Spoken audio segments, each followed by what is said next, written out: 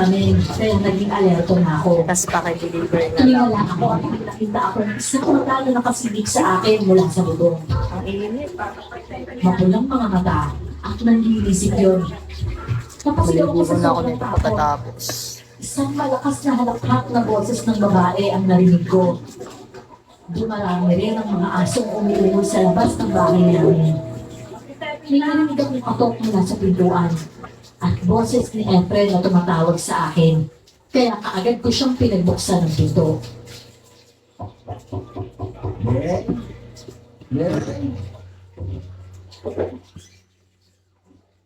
Mabuti naman ang nakauwi ka na, Efren.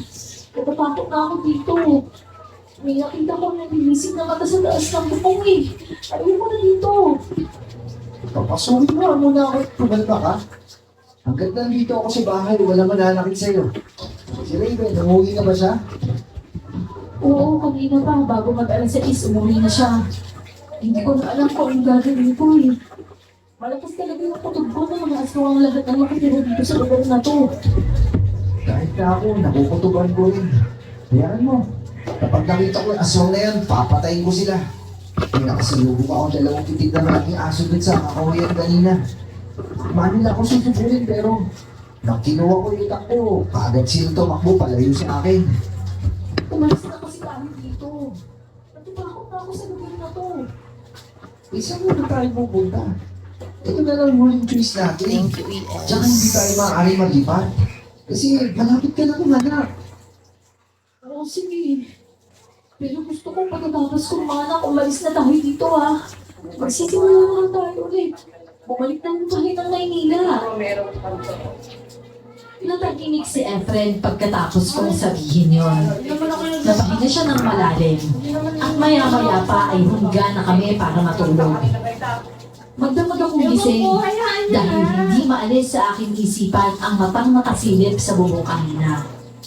Pakiramdam ko, nandoon pa rin ang matang yon at binabantayan ang aking mga kilos.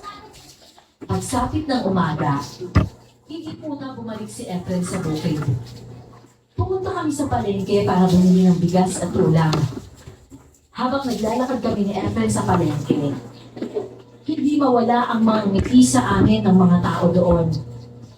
Nakahawak ako sa braso ni Efren ng mahigpit. Paminsan-minsan may nagtatanong kung kailan daw ako manganganak.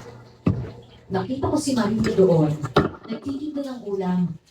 May pwesto para silang karinderya dito.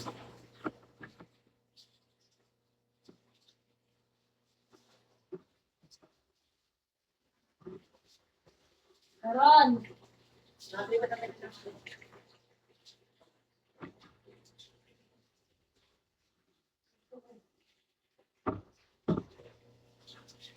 Init. Tinawag niya ako para tikman ang mga ulam na paninda niya. Nahihiya naman akong tanggihan siya, kaya pinilit ko na rin si Efren na kumain sa kanilang pwesto. Isang serving ng adobong atay ng manok ang in-order ko. Yun kasi isa sa mga nabubuto ko. Ang in-order naman... Hayaan mo siya. Sa amoy at itsura pala, mukhang masarap na. Lagay mo na doon. Binigyan pa ako ni Maria. Lagay mo na sa ano, sa jug. Pero free lang daw yun para sa akin. Dahil bagong lipat lang daw kami. Sandali kong tinitigan ang binubuan at sinusang nababot sa aking harapan. Nabigyan ni Maria. Oh, akala ko ba gusto mo kumain dito? Bakit mo ang tulala ka dyan?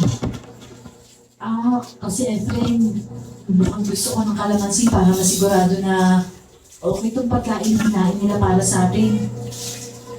Anong ibig mo sabihin? Tingin mo ba aswang si Maria?